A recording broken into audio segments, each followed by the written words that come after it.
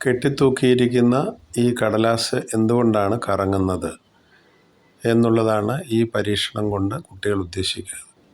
അതുപോലെ കളറുള്ള ഇത് പരസ്പരം ലയിക്കുന്നതിന് കാരണമെന്താണ്? വിവിധ ആംഗിളിൽ ആ ലൈറ്റ് അടിക്കുമ്പോൾ അതിൻ്റെ പ്രതിഫലനവും ടോട്ടൽ ഇൻറ്റേർണൽ റിഫ്ലക്ഷനും കാണിക്കുന്ന ഒരു പരീക്ഷണമാണ് ഇത്.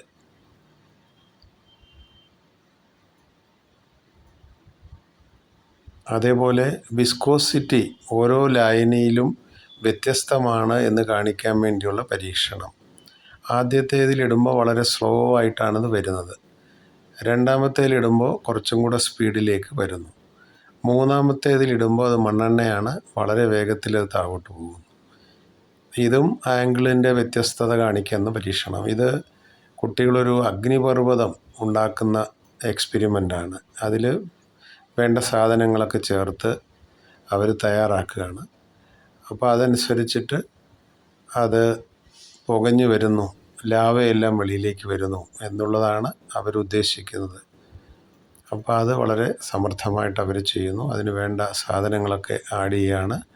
അവസാനം എന്ത് സംഭവിക്കുന്നു എന്നുള്ളത് നമുക്ക് കാണാൻ സാധിക്കും. ഇതാ വെളിയിലേക്ക് ലാവയെല്ലാം വരുന്നു, അഗ്നിപർവ്വതം പൊട്ടുന്നതായിട്ടുള്ള ഒരു എക്സ്പെരിമെൻ്റാണ് ഇത്. അതിലുള്ള വായു മർദ്ദം കൊണ്ട് ജലം ആ കുഴലിലേക്ക് വെളിയിലേക്ക് വരുന്നു എന്ന് കാണിക്കുന്ന ഒരു എക്സ്പെരിമെൻ്റാണ്. ആ കുപ്പിയിൽ നിന്നുള്ള വെള്ളം താഴോട്ട് പോകുന്ന നമുക്ക് കാണാൻ സാധിക്കും. ഇതും അതേപോലെ മർദ്ദത്തിൻ്റെ സ്വാധീനം കൊണ്ട് ആ ബലൂണിന് എന്ത് സംഭവിക്കുന്നു എന്നവർ കാണിച്ചു തരിക. അത് താക്കുന്ന സമയത്ത് ആ മഷി മുകളിലേക്ക് കയറി വരുന്നു. മർദ്ദത്തിൻ്റെ സ്വാധീനം എങ്ങനെയുണ്ട് എന്നുള്ളതാണ് അവരത് തെളിയിക്കുന്നത്. ഇതാ ചക്രവണ്ടി മുന്നോട്ടും പിന്നോട്ടും പോകുന്നത്, ആ ഓസിലേഷൻ അനുസരിച്ച് അത് മുന്നോട്ടും പിന്നോട്ടും പോകുന്നു. അതിൻ്റെ ശാസ്ത്രീയത അവർ